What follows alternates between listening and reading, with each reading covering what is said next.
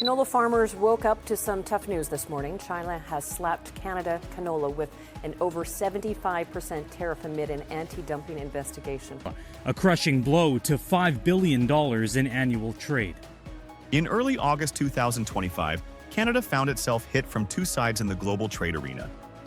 On August 1st, U.S. tariffs on Canadian non-USMCA goods jumped from 25% to 35%, adding strain to already tense negotiations with Washington. Just 2 weeks later, on August 14th, Beijing delivered its own blow, a preliminary anti-dumping duty of 75.8% on Canadian canola, worth about $5 billion Canadian dollars in annual trade. According to the Canadian Canola Growers Association, China is the second largest export market for canola after the United States, accounting for roughly $4.9 billion in 2024. The tariff, announced right before harvest, sent futures prices tumbling more than 6% in a single day. For farmers in the Canadian prairies, it meant immediate losses, in some cases, hundreds of thousands of dollars per operation, and the risk of losing a market built over decades.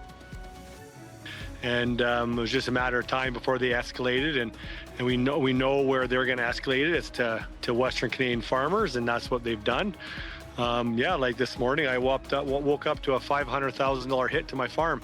Beijing's decision was not made in isolation.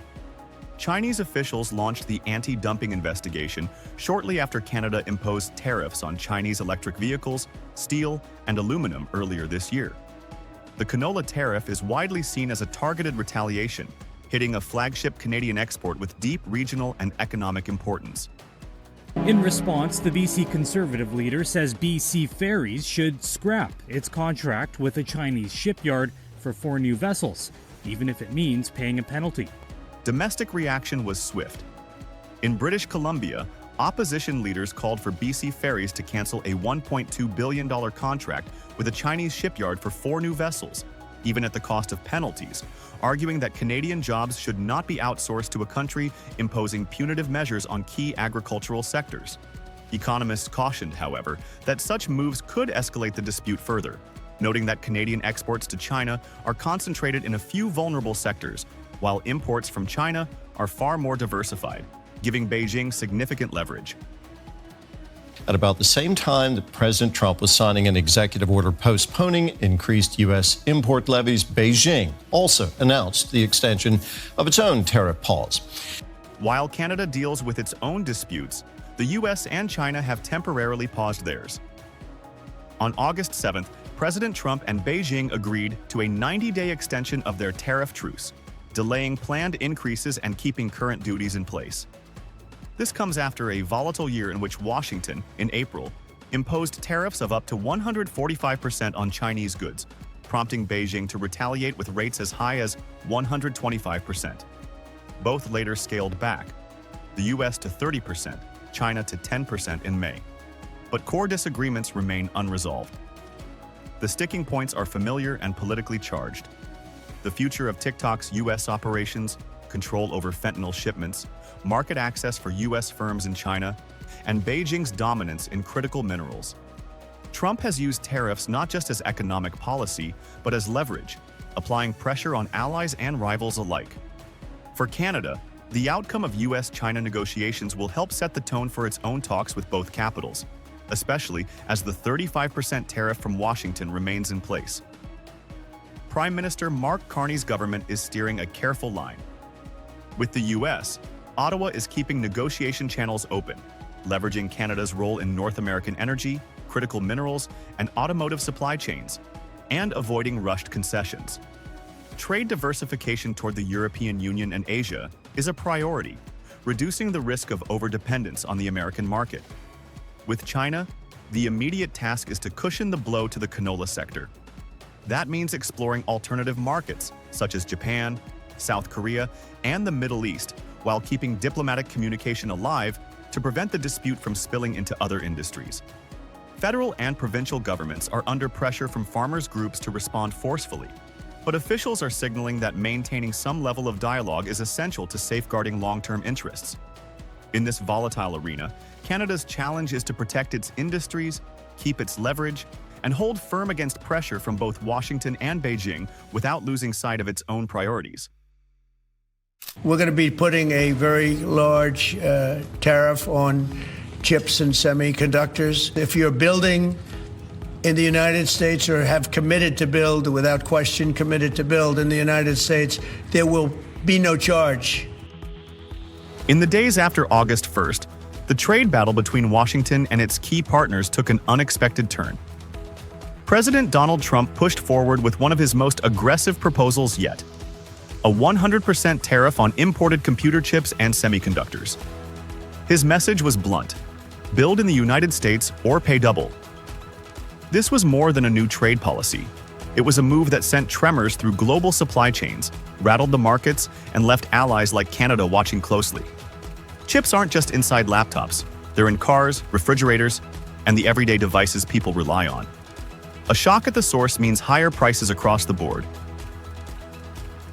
President Trump and Apple CEO Tim Cook just announced a new $100 billion commitment to manufacturing in the U.S. The reality is that Apple invests billions per year already in the U.S., right? And while Cook didn't announce the Made in USA iPhone that Trump maybe wanted, he did flatter Trump by giving him a customized plaque with a 24-karat gold base, of course. Trump staged the chip tariff rollout with Apple's $100 billion U.S. investment as the showcase, while pressuring Intel's CEO and signaling that political alignment mattered as much as business. Many such investments were already planned, making the tariff more a political bargaining chip than a genuine industrial policy. On paper, the plan was about bringing money and jobs back to America. In practice, the economics tell a more complicated story. Independent studies, including the Yale Budget Lab's August 2025 review, estimate that tariffs implemented this year could raise household costs by $2,200 to $3,800 annually. That's because tariffs don't stay on corporate balance sheets. They show up in the final price tag for consumers. And while Trump points to corporate investments as proof of success, many of these projects predate the tariff. Apple's $100 billion pledge, Samsung's Arizona expansion, TSMC's multi-billion-dollar fabs, all were in motion thanks to the 2022 CHIPS Act and the AI-driven race for capacity. The tariff may have reinforced these moves, but it didn't create them. There's also the jobs question. Modern semiconductor fabrication is highly automated. Even with new facilities, the number of direct manufacturing jobs created is limited, and the work often requires specialized skills, narrowing the employment impact.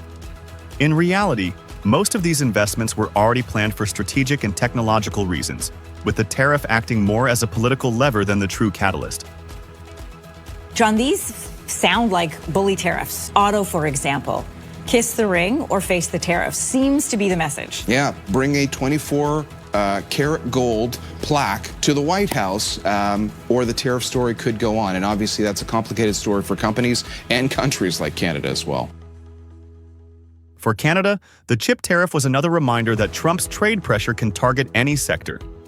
Prime Minister Mark Carney's response has been deliberate.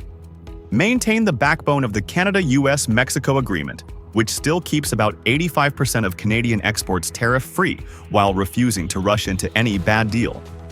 Ottawa has rolled out a $1.2 billion Canadian dollars support package for industries already hit by the August 1st increase on non-CUSMA goods, shielding sectors like softwood lumber from immediate damage. On technology, Canada is deepening partnerships outside the U.S. while staying embedded in North America's semiconductor supply chain. This dual track reduces risk if the U.S. imposes the full 100% chip tariff without broad exemptions. Ontario Premier Doug Ford has warned that Trump could move to reopen CUSMA early, but Canada's united stance has been to prepare, not panic. The strategy is to engage on favorable terms, not from a position of weakness. Hit that guy back as hard as we possibly can, and that's what we need to do. And we can do it. We can build anything here in Canada, absolutely anything. The 100% chip tariff is more than an economic measure. It's a negotiating tactic, a show of force, and a test of loyalty. But it also carries the risk of higher consumer prices, distorted investment incentives, and unresolved technological gaps. Trump has made himself the central actor in this drama, but Canada has not been cast as a passive player. Under Carney's watch, the country is protecting its industries, diversifying its alliances, and holding its ground in trade talks. The fight over chips is just one front in a broader contest of leverage. And in that contest, endurance, not speed, will decide who comes out ahead. Certainly sounds like Canada-U.S. trade talks are in a holding pattern. That is after President Donald Trump raised tariffs on certain Canadian goods. Some of the country's premiers are calling for retaliation. Taking the American alcohol off the shelves, looking at the procurement process, we have to, push back for sure. At midnight on August 1st, President Trump raised tariffs on Canadian goods not covered by USMCA from 25% to 35%. It was a dramatic move aimed at punishing Canada for refusing to sign a last-minute trade deal. Unlike South Korea or the EU, Canada stood its ground, insisting on a fair agreement instead of rushing under pressure. The tariff hit a small share of total exports but carried symbolic weight, signaling that even a close ally could be targeted. It marked a shift from cooperation to confrontation, straining a trade relationship long seen as one of the most stable in the world. Canada's strong. We can give ourselves far more than anyone can take away. Building sustainably, building together, building positively, and that's what we're going to do. And yes, we'll come to something with the Americans. But Canada didn't respond with noise. There were no podium outbursts, no rushed retaliatory tariffs. What followed was calm, measured, and quietly firm. Ordinary Canadians voiced frustration but not fear. They've seen this before. During Trump's first term, retaliatory bans on U.S. products, like removing American whiskey from shelves, caused real political ripples south of the border. That memory remains. Today, many Canadians favor long-term resilience over tit-for-tat escalation. The broader public mood in Canada has shifted. People are exhausted by cycles of unpredictability and power plays. Trump's approach is seen not as diplomacy but as theater. And Canada this time is choosing not to be part of the show. Prime Minister Mark Carney did not sign a last-minute deal like South Korea or the European Union. He made clear that Canada wouldn't accept a template agreement that didn't serve national interests.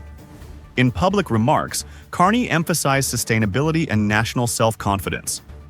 He acknowledged the complexity of negotiations, but did not waver. His strategy is deliberate: avoid a bad deal, wait out the noise, and protect long-term national leverage. Trump expected submission. What he got was defiance, delivered without spectacle. And when you blow up a relationship as important to that process as the U.S.-Canada relationship, there are consequences. In fact, a few days ago, it was reported that Canada and Mexico are working on a, quote, Northern Corridor agreement and to create easier trade between Mexico and Canada without involving the United States. Economists quickly noted most of Canada's exports to the U.S., about 95%, remain protected under the USMCA. Only a small share is affected by the new tariff. But that small share carries symbolic weight, especially in provinces like Ontario, where politically sensitive sectors like steel and automotive are centered. Former U.S. Ambassador to Canada, David Cohen, publicly warned that these moves are eroding trust. For decades, the U.S.-Canada relationship stood out globally for its stability. Defense, intelligence, and cultural ties went hand in hand with trade. But that trust, painstakingly rebuilt during the Biden administration, has now taken another hit. And behind the scenes, Canada and Mexico are accelerating plans for a $120 billion Northern Corridor trade route, bypassing the U.S. entirely. It's a quiet signal that some allies are preparing for a future with less American reliability. Trump's team pointed to a 3% GDP increase in Q2 as proof of strength. But economists, including those cited by Commerce Department briefings, explained the rise was mostly a technical bounce, driven by a sharp drop in imports after businesses rushed to stockpile ahead of tariff deadlines. In April, Trump had claimed to have made 200 trade deals. By August 1st, the actual number was closer to 8. Canada, notably, wasn't one of them. Trump's strategy is to appear strong, but with every tariff that alienates a key partner, the U.S. risks standing more alone, isolated from the very allies it once relied on. Canada isn't just holding firm, it's quietly walking away from the pressure and keeping its options open.